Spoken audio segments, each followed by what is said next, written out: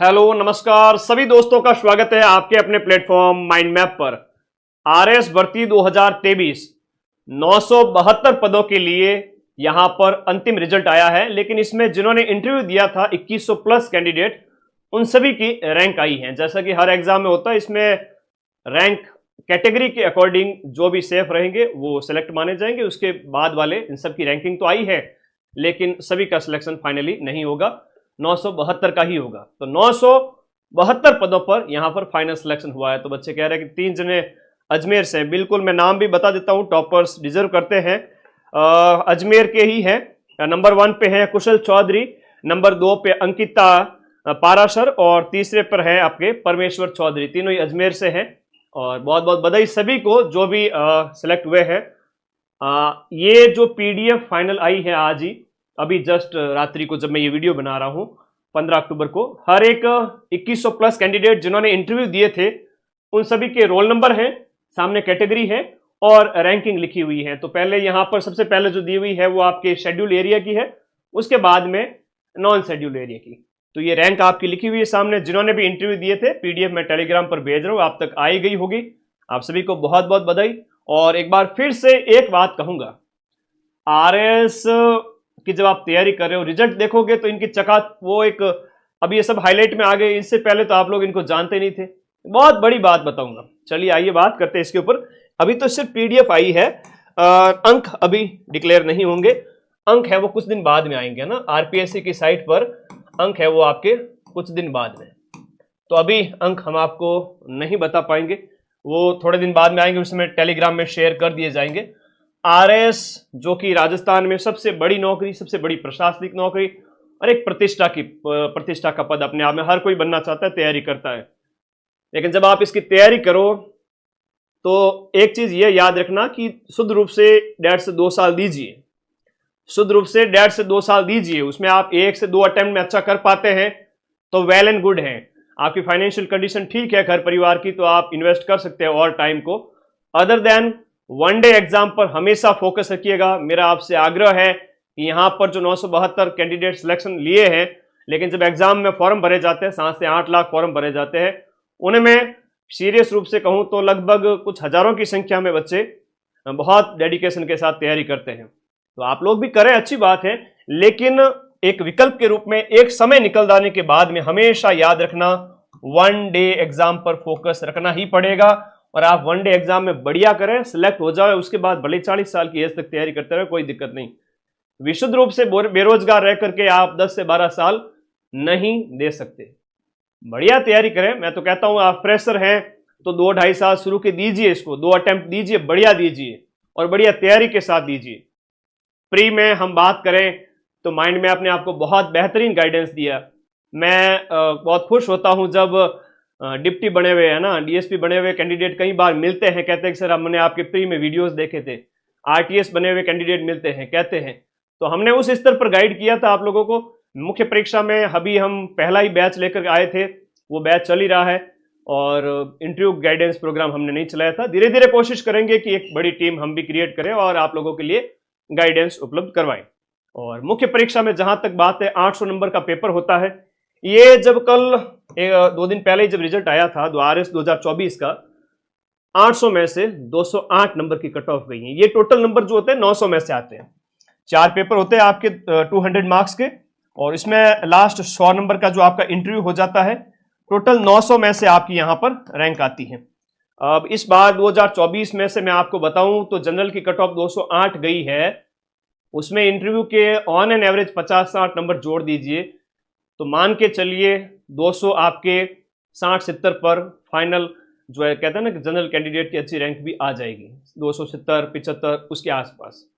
तो ये चीज आप लोगों को समझनी है, इसकी हकीकत कि 900 में से इस बार जो सिलेक्शन लेंगे 2024 में से, इस बार की मैं बात करूं, ये 2023 का रिजल्ट है। अभी 2024 वाले की अगर मैं बात करूं, ये 2000 आज जो रिजल्ट आया है वो 2023 का है, ठीक है। और ये तो बहुत अच्छी बात है कि आरपीएससी सही मोड में चल रही है, वरना पहले तो ऐसा हुआ करता था कि 5 साल में एक आरएस की भर्ती है वो संपन्न होती थी। देखते थे 2015 के आसपास, उसके आसपास, उससे पहले की, उससे बाद की एक भर्ती को देखो 5-5 साल लग जाते थे। अब तो अच्छा है कि हर 2 साल 1.5 साल में संपन्न हो रही है। और नई आरएस भर्ती भी जल्द आएगी, मान के चलिए दीपावली के आसपास, उसके बाद में आपको नया नोटिफिकेशन देखने को मिलेगा। और इसका जो पेपर है मान के चलें आपके फरवरी मार्च के आसपास आरएस प्री आपको देखने को मिलेगा, ठीक है। जहां पर पिछली बार हमने आपको पढ़ाया था और 115 के लगभग 150 में से प्रूफ भी दिए थे। मुख्य परीक्षा में हमने शुरुआत ही की थी, उसका मैं दावा नहीं कर सकता और नहीं मैं कहूंगा, लेकिन आज धीरे धीरे हम उसमें और बेटर करेंगे। मुख्य परीक्षा में 800 में से 80 क्वेश्चंस के जो 80 मार्क्स भी कोई कोचिंग मिला पाई हो तो बहुत बड़ी बात थी पिछली बार, इस बार भी।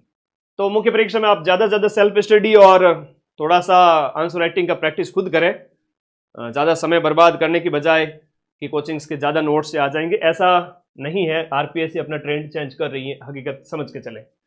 2024 की आरपीएससी की बात करूं, 900 में से जनरल वर्ग का जो कैंडिडेट सिलेक्ट होगा वो आपका 300 से भी नीचे रहेगा, है ना, 300 से भी कम इंटरव्यू मिला करके। ये है आरपीएससी का वर्तमान ट्रेंड, जहां पर कैंडिडेट है वो आपके 33% से भी कम में सिलेक्ट होगा। ये सबसे लोवेस्ट, सबसे कम कट ऑफ 2024 वाली गई है। अभी इसके इंटरव्यू तो होंगे, और ये जो अभी रिजल्ट आया इसमें थोड़ी सी कट ऑफ अच्छी गई थी, तो इसमें भी मान के चलिए 300 प्लस ही रहेंगे, उससे आसपास ही। आफ्टर इंटरव्यू जब मार्क्स डिक्लेयर होंगे तब हम आपको बताएंगे। आपके कोई डाउट हैं तो बताएं। और सिलेक्टेड सभी कैंडिडेट को बहुत बहुत बधाई, बहुत बहुत शुभकामनाएं। टॉप रैंक जिनकी रही है वो पोस्ट प्रेफरेंस के बेस पे अपनी पोस्ट सेलेक्ट करेंगे, ज़्यादातर अमूमन एसडीएम ही लेंगे। उसके बाद वाले जो है डिप्टी बनेंगे तो आपके आरपीएस बनेंगे, और उसके बाद वाले अपनी रैंक के अकॉर्डिंग फिर वो आरटीएस, ये भी अच्छी पोस्ट हैं उसमें। और उसके बाद में मैं बात करूं आरएसीएस, अकाउंट सर्विस वगैरह, और मान के चलें कि 300 350 के बाद में रैंक में अधीनस्थ सेवाएं स्टार्ट हो जाती है। अधीनस्थ की जो सेवाएं होती हैं, हालांकि आप अच्छी बात है आरएस में सेलेक्ट हुए, जैसे आईएएस में होता है ना, वैसे आईएएस में भी टॉप आईएएस की सर्विस है। उसके बाद में आपकी जो आईपीएस है, उसके बाद आईआरएस वगैरह है, आईएएस के समतुल्य हम बात करें आईएफएस, भारतीय विदेश सेवा। उसके बाद की जो सेवाएं हैं नौकरी में तो गिनी जाएगी कि देखो आईएएस में सेलेक्ट हुआ, या यहाँ पर हम अधीनस्थ में बात करें कि आरएस में सेलेक्ट हुए कैंडिडेट, लेकिन वो संतोष, वो सुख नहीं मिल पाता कि भाई वो प्रतिष्ठा जो आप चाहते हैं, तो उसके लिए वो कैंडिडेट बार बार पेपर देते हैं, है ना। तो ये भी होता है इस फील्ड के अंदर, सच्चाई बता देता हूँ। रैंक इंप्रूव करने के लिए 400 500 भी कोई कैंडिडेट बैठा है तो बार बार पेपर देते हैं। तो एक लंबी जर्नी रहती है, और आप शुद्ध रूप से 1 से 2 अटेम्प्ट दीजिए। और आपकी फाइनेंशियल कंडीशन अगर ठीक नहीं है तो मैं फिर से कहूंगा आप लोग वनडे एग्जाम पर फोकस करते हुए आरएस की तैयारी करें। ऐसे कई सारे उदाहरण हैं जिन्होंने वनडे एग्जाम में पटवार एग्जाम को निकाला है, सब इंस्पेक्टर एग्जाम को निकाला है, और उनकी ज्वाइनिंग में रहते हुए आरएस में टॉप रैंक लेके आए हैं, इस भर्ती में भी और पिछली भर्ती में। ऐसे बहुत सारे कैंडिडेट को मैं जानता हूं। तो प्लीज समय बर्बाद ना करें, माता पिता का जो धन है वो बर्बाद ना करें कि इस अंधी दौड़ में। लेकिन तैयारी करनी है, शुरुआती जो 1-2 साल हैं दीजिए, बढ़िया तरीके से दीजिए। फोकस प्री के जितने भी सब्जेक्ट है, India GK, Rajasthan GK, math, reasoning, current affair, science tag, इससे आपका प्री हो ही जाता है। मैं एक बड़ी बात बताऊं तो आरएस प्री के अंदर जैसे इंडिया जीके के लिए आप ये किताब पढ़ लेते हो तो भी सफिशिएंट है।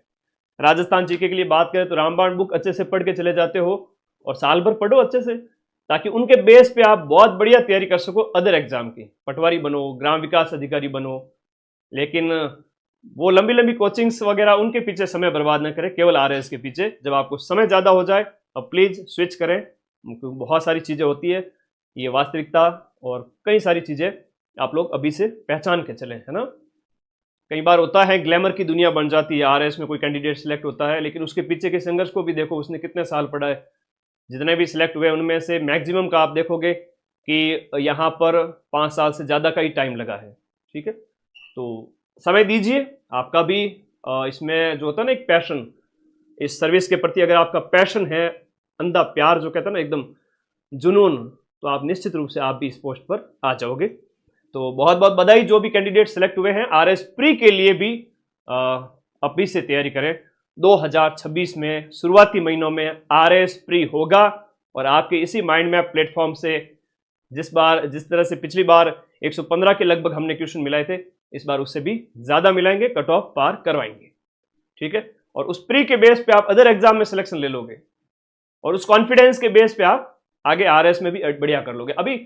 अभी आप लोग कर रहे हैं सर अंक कितने हैं क्या हैं वो नहीं बता पाएंगे, अभी सिर्फ रैंक है। यहाँ पर जैसे ये रोल नंबर दिया हुआ है, कैटेगरी दी हुई है, सामने रैंक दी हुई है। अब इस रैंक में भी जरूरी नहीं है कि देखो जरूरी नहीं है कि यहाँ पर जैसे 500-600 वाला भी सिलेक्ट हो। जैसे हो सकता है कि जनरल वाला कोई कैंडिडेट है तो वो 500-600 पे उसके चांस नहीं है, 500 प्लस या 600 प्लस पे आ गया तो उसके चांस नहीं है। अदर कैटेगरी है जैसे ईडब्ल्यूएस है, एससी है, एसटी है, और उस कैटेगरी के अंदर वो 1149 जैसे लिखा हुआ है तो वो सिलेक्ट हो जाएंगे, है ना। अलग अलग कैटेगरी के अंदर एसडीएम की जो पोस्ट है वो आपके पीछे वाली रैंक वाले को भी मिल जाएगी, और जरूरी नहीं है कि वो मतलब जनरल वाले की टॉप अगर 300, 400, 500 में भी आया है, 300 से 500, तो उसमें भी उसको एसडीएम नहीं मिल पाएगा। और अदर कैटेगरी जिनमें जो उनकी पोस्ट रिजर्व है उनमें ज़्यादा रैंक अगर 500 से 1000 के बीच में भी है और वो अदर कैटेगरी से बिलोंग करता है तो भी वो एसडीएम में आ जाएगा या आ जाएगी। ठीक है, सभी को बहुत बहुत शुभकामनाएं। एक इन्फॉर्मेशन जो आप लंबे समय से कल से वेट कर रहे थे, तो आज एक लाइव हो गया आप सभी के लिए। मिलते हैं बहुत जल्द नए सेशन के साथ में। और आरएस 2025 जो अभी भर्ती आएगी 2026 में संपन्न होगी, इसके अंक हैं वो कुछ दिन बाद में आरपीएससी की साइट पर डिक्लेयर होंगे। धन्यवाद, शुभकामनाएं, और पढ़ते रहें, मस्त रहें। जुनून रहा तो एक दिन आपके जीवन में भी ये लम्हा जरूर आएगा। लेकिन फिर से कह रहा हूं, हमेशा वनडे एग्जाम पर फोकस करते हुए आगे बढ़ें। धन्यवाद, शुभकामनाएं।